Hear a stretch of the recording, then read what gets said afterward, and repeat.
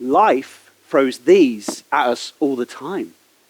A job loss, a breakup, a missed opportunity. Or in most cases, the M6.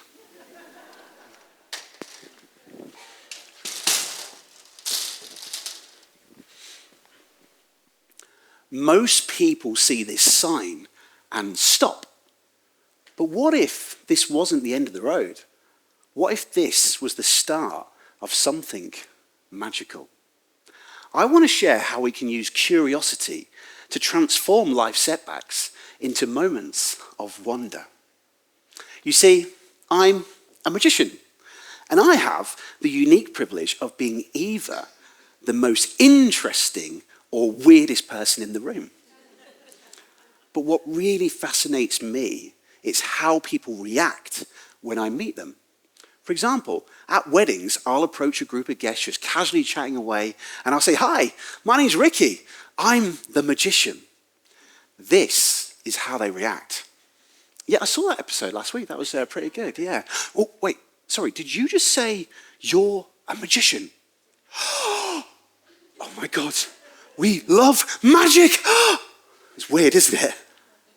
But in that split second, they subconsciously step into a state of curiosity and wonder. It's an immediate pattern interrupt. They're no longer talking about the wedding, the weather, or asking the most important question, which is, to be honest, the real reason we go to a wedding: what time's the food?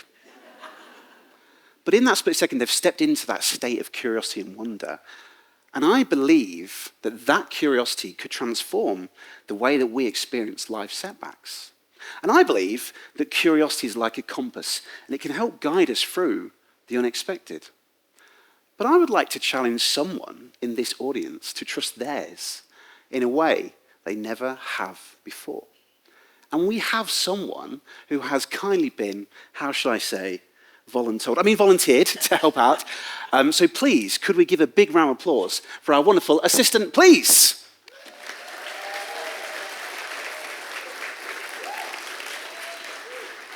Thank you, Ethan, for helping me out. Welcome. Ethan, I would like to borrow something from you that this audience may recognize if anything was to happen to it, not that it will, but it could cause a great deal of stress. I would like to borrow your phone. Okay, there you go. Thank you very much, thank you. Now, the other thing, Ethan, that I find really fascinating about being a magician is how easily people hand over their most valuable possessions to me. And I find this incredibly funny because if I wasn't wearing this, and I didn't say the word magician, you would never hand over your phone to a stranger in the street. You are all silly. But Ethan, why is it that when I ask, people seem to trust me? Perhaps because when we're young, we're wired to trust authoritative figures like policemen, doctors, magicians. But when we meet magicians, we've already subconsciously decided magic is an unspoken agreement. We expect the impossible and we anticipate the wonder. So my question is, why can't we have that same mindset in life? Well, I'd like to challenge that mindset right here, right now. Are you up for a little bit of fun, Ethan? Of course. Ethan, there is on the left of you a challenge for you. You will see there's a glass, a padlock, and 6 keys. I would like to invite you to use your curiosity to see which key is going to unlock this padlock. Whichever key doesn't work, you can place into that glass and carry on. Does that make sense? Yes, it does. Thank you. Let's give him a round of applause, please. Thank you. Now, whilst Ethan is doing this, I'm going to share with you something that I recently discovered myself. Using my curiosity, I wanted to discover what was the difference between a magician and a mind reader. I don't know if anybody in this audience knows, but I'm going to tell you. The difference between a magician and a mind reader, it's about £300. Thankfully, curiosity doesn't cost a penny, but quite often it can lead to somewhere very extraordinary. Ethan, how are we getting on there, my friend? Well, it's not going well. No? None of them work. None of them at all? Nope. All 6? You've tried 6? Mm-hmm. 6. Good. Well, Ethan, I have a little confession for you. Unfortunately, none of these keys was going to work. The reason being, Ethan, is because in my pocket I actually had the real key. Sorry, Ethan, I was just testing to see if you could follow instructions, and you've passed. The stakes are high. Take that for me. Give it a little try for me, please. Aha! Brilliant. Yes. Thank you. Thank you. Ethan, I'd like to raise the stakes a little bit. Take the key for me. You can probably see where this is going to go. But if curiosity got us this far, I'd like to challenge it and see how far we really can take this. Ethan, this key that you have unlocks your access to the world, your photos, your memories, your bank details, and even your search history. So what's really important right now is that this key definitely does not get mixed up with these keys. Ethan, I'm sure you are aware, TEDx talks are timed. I don't have the luxury, unfortunately, of being here all night tonight, so I thought I would speed up the process a little bit.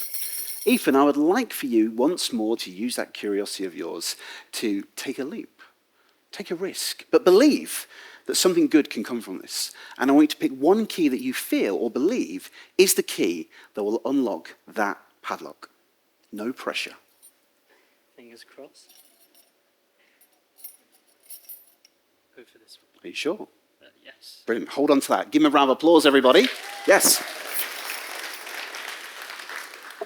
Now, Ethan being up on stage with me will see this, but most of you in the audience may not. On top of this box, there is a hole, Ethan. And it's a hole that is conveniently the same size as a key. Imagine making a choice in life where the odds were stacked against you. 7 keys, and only one key unlocks this padlock. Now, logic would tell us, audience, that it is just luck. But what if curiosity really could take us somewhere extraordinary? Oh, you didn't want to go for this one? No, I'll trust myself. Okay. Ethan, just like all magic tricks, there's always a little bit of suspense. So for now, I would like you to hold on to that key, grab your seat, and as you do, this audience will give him a massive round of applause.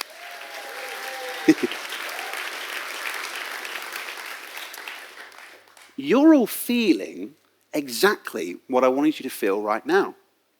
Curiosity. You're all wondering, has he picked the right key? Will it open? Or is he going to have to call a locksmith later on today to retrieve his phone? I'm not quite sure how he'll do that without his phone, but you know. But in a magic performance, this is what we call a setback. It builds suspense. It's fun. Well, perhaps maybe for all of us, maybe not for Ethan right now. But in life, we recognize setbacks as those that cause us great deals of stress.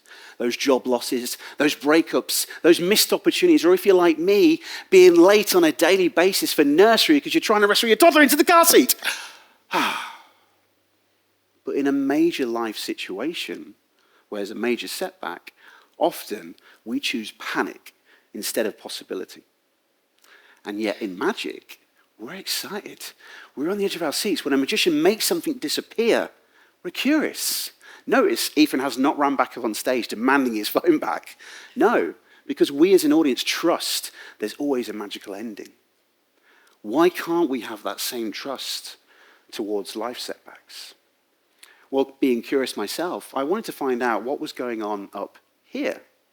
So I reached out to Dr. Matthias Gruber, a neuroscientist from Cardiff University who had conducted research from the brain and curiosity. His research found that when the brain is curious, the brain's reward system releases dopamine, the neurotransmitter linked to motivation, exploration, and wanting. This heightened state of curiosity not only improves our memory retention, but also our problem solving and resilience. In other words, if we was to face setbacks with curiosity, rather than dwelling on the problem, we'll start hardwiring our brains looking for solutions that were never there before. Just like in magic, we believe that anything is possible. Curiosity works so well in magic. So why can't we apply that same magic in life? A lot like when I first discovered this idea 5 years ago. On the 4th of April, 2020, I took redundancy. Finally ready to launch my magic and speaking business full time. Years of planning, years of dreaming. But I don't know if anybody in this audience can remember, in 2020, there was this little thing called a global pandemic. And it was just this thing, yes.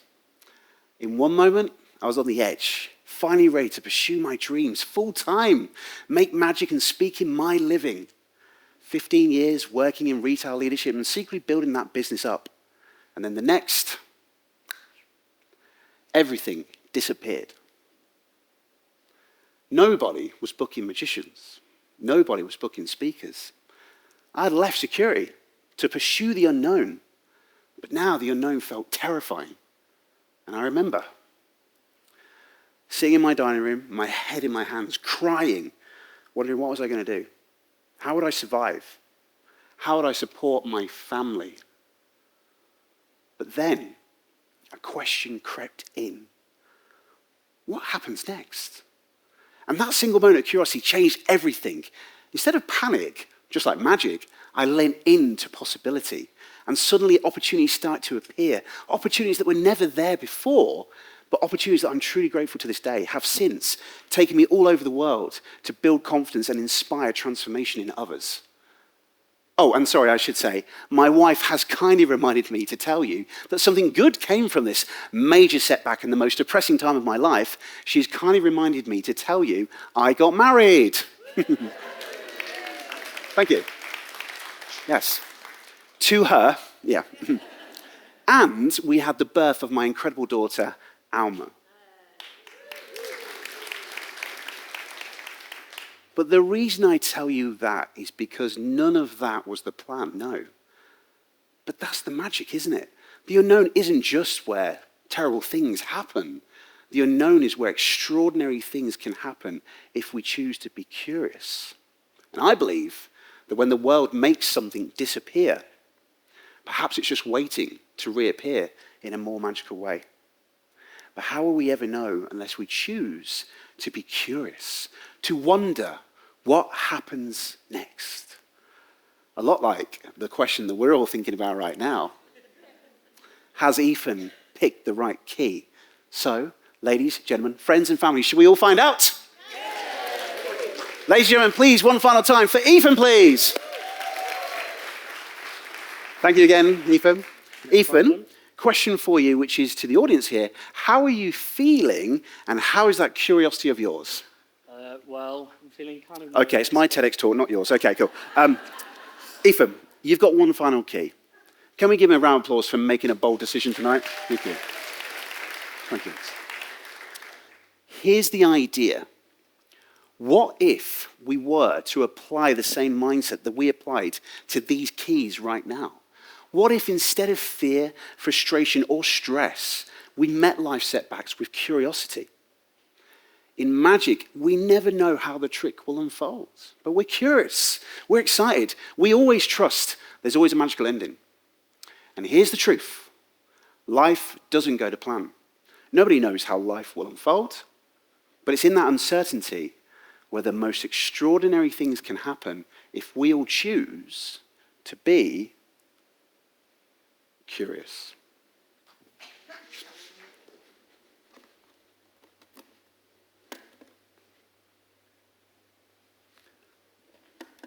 Ethan, you may do the honors. Thank you. Yes. Ladies and gentlemen, thus proving curiosity really can take us somewhere extraordinary. Thank you for Ethan, everybody.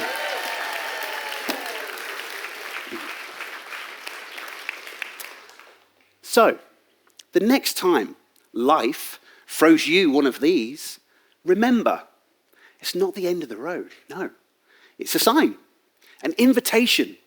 Something extraordinary could be about to happen.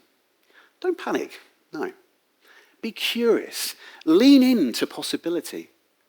And if you do, well, I wonder, what extraordinary moments will you create? Thank you.